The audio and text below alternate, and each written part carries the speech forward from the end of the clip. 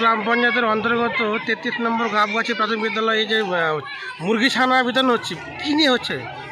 Actually আমাদের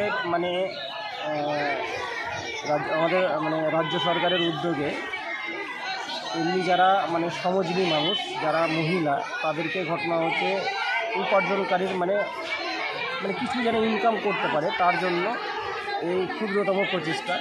ইতিপূর্বে এর আগেও আপনার ওই ছাগলের ছানা দেওয়া হয়েছে, ছাগলের বাচ্চা দেওয়া হয়েছে, গ্রুপ করে ছাগলের বাচ্চা দেওয়া হয়েছে, তারপরে আপনার বতকের বাচ্চা দেওয়া হয়েছে। আজকে আপনারা দেখছেন যে প্রায় 5,000 মুরগির বাচ্চা আমাদের ফরিদপুরের যারা একেবারে খেটে খাওয়া মানুষ তাদেরকে বিতরণ করা হয়েছে। এটাকে গ্রুপে দেওয়া হয়েছে? গ্রুপে কিছু তো গ্রুপ আছেই এবং অনেকেই গ্রুপের মধ্যে যারা নেয় তাদেরও আছে। গ্রুপে প্রায় 3,000-এর মতন গ্রুপে আছে, আর 2,000 আছে আপনার এমনি পাবো। মূল উদ্দেশ্য কি এই ছানা বিতরণের? মূল উদ্দেশ্য হচ্ছে যে মহিলারাকে স্বনির্ভর করা, স্বনির্ভরই হচ্ছে মূল উদ্দেশ্য। কারণটা হচ্ছে যতক্ষণ পর্যন্ত নারীরা না স্বনির্ভর হয়ে উঠছে ততক্ষণ পর্যন্ত আমাদের দেশ সমাজ এগিয়ে পারে না। এই স্বনির্ভর করার প্রচেষ্টাই ঘটনা হচ্ছে রাজ্য সরকারের উদ্যোগে এই কাজ চলছে আপনার সুতিওয়ান ব্লকের উদ্দেশ্যে।